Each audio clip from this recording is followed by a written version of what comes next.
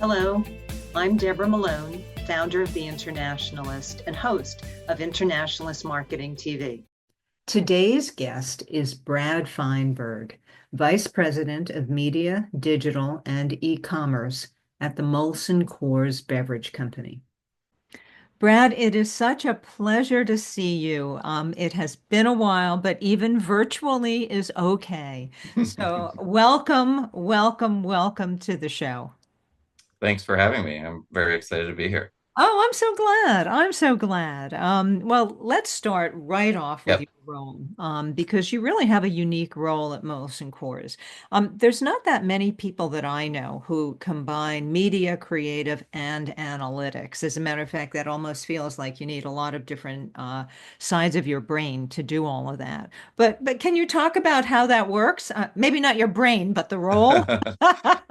uh, it works. It has been a journey and a privilege. I've been at Molson Coors for 16 years now, which is a pretty long tenure, which I'm very proud of. And over the course of the time, I've had the privilege of working with in 15 years, three CMOs, and different leadership. And even for a stint, while we were in between CMOs, I reported to the CEO. So I've had a lot of exposure to our leadership team. And what that has offered me the opportunity is to bring forward new ideas around capabilities, really with the determination to continue to find ways to modernize the way we think about our business, especially in the areas that I have the most experience and expertise in. And as a result of that, I've been fortunate enough to continue to look at ways at which we can find ways to drive both effectiveness and efficiency and the way we do things at Molson Coors. And I have a lot of exposure through outside um, leadership opportunities, whether it's in boards, industry boards, events, things like the ANA or the MMA are good examples of that. And so I built a pretty sizable network of peers that I can kind of bounce ideas off of. And one of the things that has resulted in is like really looking at ways that other companies structure and finding ways to drive efficiencies for our business and keeping a pulse at what is new and different and available to us. And so often I go into the boardroom, present ideas about some of those capabilities we want to build. And the generally, not always, the answer is, all right, go build it, figure out a way to do it, which is again a great position to be in. And so over time, I've been able to combine some of those capabilities in a way that drives greater efficiency. And the entire expectation is like, how do I create more closed loop solutions so that we don't have siloed organizations doing things? A lot of organizations structure themselves that way. And what I've intended to do is to minimize or eliminate those silos so that we can move at a greater speed with greater efficiency, which drives a better result. And so putting media and marketing analytics together was really important. We spend, as you would expect, a company our size spends millions of dollars in marketing and media investments. We want to make sure that it's working as effectively as possible. Having those two things sit next to each other and working together results in our ability to move faster, and make decisions in a way that is going to drive a better result. The same is true. A few years ago, I built an in-house creative team. At the time, the industry was saying that a lot of companies were doing so. I did it at the beginning of a pandemic. And so we stood it up, hired people, and then 3 days later closed shop and told everyone they were working remotely. So didn't for the first year never met our in-house team.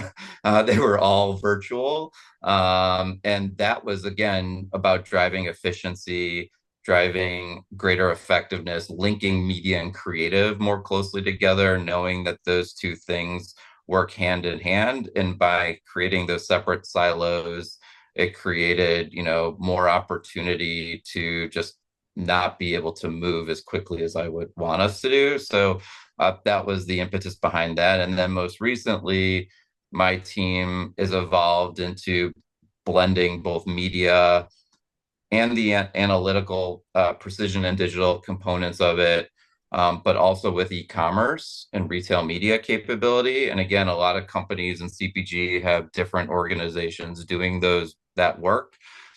What I've thought of is like at the end of the day, we need to make investment decisions across all of them, and we need to consolidate that thinking so that we can drive the understanding of what's driving the better business outcome and result, and give us the flexibility to move those things and break down those silos. So that's been really successful. And then the last piece to that team of my team also includes our content management team, or our enterprise content management team. So we own the DAM and the PIM. So most of the marketing technology that the company, or ad tech that the company uses, my team has ownership of, and business ownership of, and then we work with our IT business partners that own those products. But those, again, work hand in hand and allow us to move with great efficiency. Well, it sounds extraordinary to me. The Internationalist does an annual survey, and we always ask people what some of the most important considerations are. And year after year, a lot of people will say, yes, innovation is important, but it's the speed of innovation Yeah. that's also important. You almost take it to another degree. By saying it's not only innovation itself and the speed, but it's almost the efficiency of the capabilities by doing so much in-house and breaking down silos. I'm sure that a lot of people, are pretty jealous of your ability to do that, because it is not easy. But you are also in a fun industry, and an industry that can be a little bit edgy, particularly on social and in its advertising. Let me just ask you a couple of quick Yeah. things. I mean, it's got to be, first of all, I mean, there's no conversation today without talking about AI. And I don't know if that's part of your ad tech stack, or how you manage that with in-house creative or content or anything else. Mhm. But I'd love to learn about, your how you have the ability to put your arms around that. Yeah, no, it's a great question. And AI is probably on the minds of every major business in terms of looking at their entire operating model and what role potentially AI can play in that. We're no different. And it is definitely something I've been paying a close eye and attention on. About a year ago, Molson Coors created an AI steerco, a cross-functional group of leaders designed to evaluate new AI solutions across the different business units and capabilities, so that we can make sure that we were staying and adhering to whatever technology advancements were available, as well as meeting our needs from a governance standpoint, so that we were managing whatever it was, like ensuring that we're not putting our business at risk with PII or running into legal potential pitfalls. I've had the fortune of sitting on that AI steer co, representing my function, but even more broadly, the marketing function. And so we are very much in the process of evaluating the use cases and capabilities of where we think AI can drive that greater efficiency and effectiveness for the business as well. We are very much at the early stages of that analysis and work.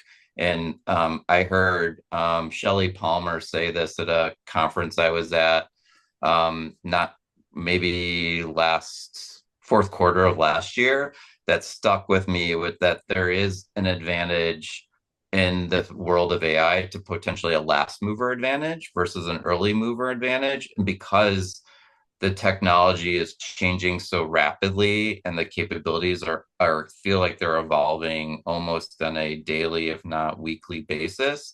So I've taken that to heart to make sure that we do our due diligence. We don't jump in too quickly. Yes, there are opportunities to experiment in this space. Yes, I can see the ways at which it will drive either greater speed, as I talked about earlier, just in terms of my function, or greater just overall efficiency in the types of work that we do, both from a creative product and on an analytical side. But we're not keen on necessarily doing that in a haphazard way, and really rely upon the steerco and the governing body to make sure that we can do it in a way that's appropriate for the business, but allows us to move with pace or scale when we think that we can do so.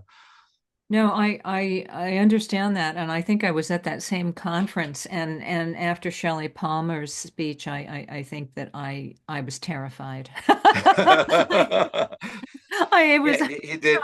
I wanted Yeah, to come out of the ladies' room. You know, I yeah, mean, no, it was I would say he blew my mind on a lot of things and have me rethinking the way marketing is. And I think we're at a very, like, we are at a point, it's exciting to me. It's terrifying and exciting at the same time. It's exciting in that it we have to reinvent the future and our careers and how we think about everything that we're doing. But the opportunity that it kind of I think that will unlock is, to me, that's the types of roles that I've done in my career, is like running towards those things. So it's exciting for me to like run towards this new thing that I think is going to have a meaningful impact in the way we bring our brands to life in front of consumers. well, just to, I've known you through those years, and with all the changes in media during that time, you've certainly, run toward it. I just think that Yeah. might be one might have to run Yeah. faster. Yes, exactly. It's the Exactly. big sprint. But let's talk about something else that a lot of people don't have the same responsibility as you. Yeah. You work across the whole portfolio of Molson Yeah. Coors brands. I mean, I'm starting to wonder how you manage to do all of this. Not only are you pioneering in so many subjects and creating greater efficiency and so on, and you're putting together all these elements that are often, as you say, siloed, but you have to work across all brands. I mean, I'm assuming there's an overall corporate vision, but each brand has to define itself in its own way too. How do you do it? Yeah, well, I will say, I'm not. Yes, I have a big role that has a lot of responsibility. But my little secret is I've assembled some of the smartest, most like experienced individuals on my team that are amazing at what they do across each individual area that supports this function. And we have over 50 people on this team that is highly dedicated and has like years of subject matter expertise, and they bring all of that forward in the work that we do. So that's the real truth in all that. But in terms of as you described, it is true in that some companies are a branded house. We're a house of brands, right? And so we have over 30 different products in our portfolio, probably even more. It feels like it's changing every day, and that's expanding in new acquisitions or just growth, organic growth within the business. But we see our way that we build each brand from the bottom up based on those brands, like where they sit in the portfolio, what are their business objectives, and what do we believe we need to do in terms of reaching the right consumers at the right time with the right message. But our marketing vision kind of that guides us is that we want to build brands that more people want to hang out with, right? That is our vision, our purpose, our reason to believe. And so each brand working with each marketing leader is designed around trying to instigate that opportunity, recruiting and retaining our consumers in our category. We do that by trying to play to win, right? Everything we do is designed around playing to win. We want to build brands that people give a shit about is like one of the things we use. And so that means like we highly scrutinize everything we do to make sure that people are really going to care about this. And if it doesn't cross that threshold, right, then we question like what we should be doing and how we can improve upon it. We want to do things that people are worth talking about as well. And that goes along with the value of like earned media or the virality of some of the campaign work that we do. We embrace agility as part and mainly big reason why my team exists is our ability to do that. And then we want to invite everyone to the bar, right? Like it's the opportunity of like we are really looking for ways at which, we can be completely inclusive of bringing as many people along with us to that. If you're interested in our category, we think you'll be interested in our brands, and here's why. We're going to give you that reason to believe and that why to do so. Well, two things from what you said. A, you are in a competitive category, and Yep. it will be interesting to hear how you think about differentiating yourself. I mean, you talked about some of that with getting everyone to the bar and your sense Yep. of agility and virality, if that's the right way to say viral. Virality. Yeah. Um, but there's also got to be challenges in all that you do. I mean, you make it sound easy, as complicated as it is. You make it sound easy, even with a team of 50. So, how do you differentiate and how do you handle the challenges? Yeah, it's hard. It's hard to say how we differentiate because I'm not in those Yeah. conversations with those, those businesses. I can tell you though that my perspective is, and I think speaking for like I think the organization, like we want to be level-minded is one of our ways to differentiate and to kind of like make sure any challenge that comes our way, we approach each challenge with focus on the resolution. And what I've been able to do, um, be partly because I've been with the company for so many years. That's one of the benefits of some tenure and experience is that I can lean into that experience and expertise, and I approach everything with, and our team does for that matter, like approaches everything with the using data, whether it's big data or small data, to support that focus on those solutions that are will help solve those challenges. And so we have developed a system as a way to do that. And I think that is what um, I don't know if that sets us apart or that's just the way, like the main operating model of most businesses such as ours or in our competitive set, but it does help us get to the solution faster, make a decision, and then move from there and learn from it. I think that is probably the last piece. So that if there was like the third was like learn from every decision we make. And so that is super critical in terms of the way in which we go to market.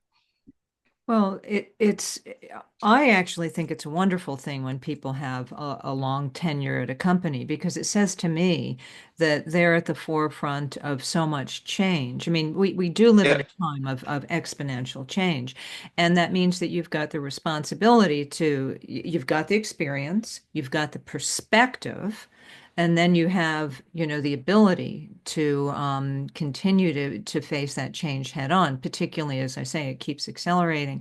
So, what advice would you have for someone in terms of trying to manage this change? I mean, you're in a particular area where there is great change. I mean, yeah, media, you've seen extraordinary change, not only in social yeah, media, but in all media. And yeah. it's how do you what's your advice? I mean, or what do you tell your team members on how to cope? I mean, take a breath is probably the first thing that we all need to do.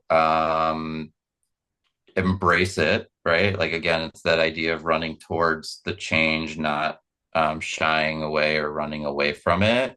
And then staying really up to speed on just what's going on outside of our business. And I think that is oftentimes, I think companies or people in my spot potentially fails the right word, or like It's potentially hard. don't, It's the yeah, are hardest. hard to deliver on, is if they're very insulated or focused on the inside and not exposure to the outside. And so, as I said, I have a large network. I keep up to speed on what's going on in the industry. I have people I trust outside the business that have visibility to things that I may not have, that I can rely upon to like get better perspective on, or maybe different perspective on. And then I keep a level head to make sure that what we're doing is going to be thoughtful and has the support behind it, without being too knee jerk on every little thing that's changing, but trying to focus on the big things rather than the small ones. And that's where I think a lot of companies or individuals get tripped up, was they react to every single change that's coming at them. I think you're right. And sometimes it's hard to differentiate between the big changes and Yep. small changes, particularly in areas like media. I remember, and you probably remember him, Jim Spiros, when he was chairman of the ANA. He used to say, and this was, a while ago when probably people, I'm not sure they had more time, but, maybe change wasn't as fast. But he always used to talk about that he would try to meet with as many people as he could because he knew he didn't have all the answers. Yeah. But if you have the kind of brain that enables you to listen and maybe take the best from what they have to say, sure, you may wind up working with them in some way. But you can't think it's back to that being insular. And I'm not sure that our industry is as good at that as it might have been once upon a time. Yeah. And that's Yeah. tough. And it's possible that it's just changing too quickly to keep Yes. up. So I think we all need to get like a reliable set of sources for that and focus on that. And I think those that embrace curiosity or have that curiosity to learn about those things, I have, in the seat that I sit, I am highly visible to what's going on, especially in the media market and world. I'm not sure every single brand manager in every single company is as attuned to that, because they have so many other balls that they're juggling, across whether it's the creative work, or it's the price promotion, or all the different factors that go into building a business and marketing strategy. But because I am focused on some specific parts of marketing and specific parts of technology, I can go a lot deeper and think through those things, maybe with a higher degree of precision. And as a result, the output of that is like we are at the we have the ability to stay up to speed on those trends, be able to plan for them ahead of time, and be able to kind of build those capabilities. And I've like a good example of that is on building precision and digital strategy, recognizing years ago that CPG was falling behind in consumer data and really understanding consumers and building their first party data sets so that they can really glean insights around and attributes around their own consumers, or hand raisers, as I call them, and then finding ways to kind of meaningfully market to those individuals. And so we've been ahead of that curve, where I think other CPGs are now catching up, recognizing that's an important lever they need to pull. And so, and looking at other categories outside of ours opened my eyes to that, right? I wasn't going to find that in my category, but I found it in the direct to consumer category. I found it in the retail category. I found it in the QSR category. Like those are categories I was inspired by that allowed me to take that advantage of that. Yeah, whether it was loyalty programs or whatever it was, but that then I would imagine then that probably retail media wasn't a Yes, surprise to you. yes, No, correct. or, as you say, e-commerce and retail media, because I think for some people that was a bit of a surprise, and that a lot of CPG brands were, they relied on the retailers themselves for supplying that data, the purchase data Yes. and that sort of thing. So yeah, hey, listen, it's a fast-moving world, but what you say is true. And it's interesting because in the research that we do as well, it seems that marketers trust other marketers, Yeah, that's true. before they trust anyone else, but that's okay. That's Yeah. okay. That's why it's great to have those kind of events. So now that we've solved some of the world's problems, at least the ones in our industry, two last questions then. So, what's the greatest satisfaction you get out of this very complicated and sprawling role that you have? Yeah, that's like asking who's your favorite child. No, I think But you're I go supposed to know that. No.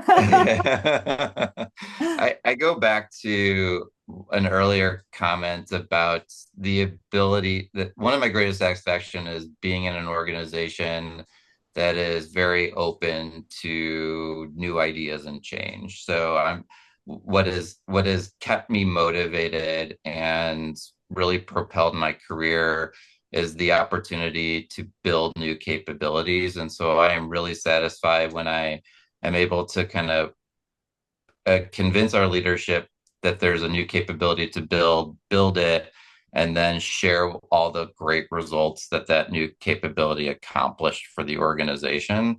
And that is like that is pure joy for me to see all those things come to life that way.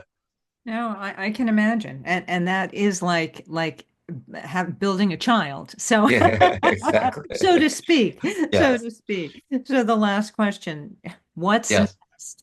What's next? What's next on your agenda? Um, Uh, that's a great question. There's always something new and interesting going on. The latest, at least inside of my world, at Molson Coors is around. We've acquired or building new non-alc capabilities, new brands actually, and the non-alcoholic beverage space. We changed about 5 years ago, changed our name from Molson Coors Beer Company to Molson Coors Beverage Company with that transformation in mind. And so now learning a new, not different regulated or non-regulated categories in CPG and building standing up new capabilities and know-how for spaces which we could not operate in. So for example, in Elk Bev, Amazon Marketplace, like selling products in Amazon, not available.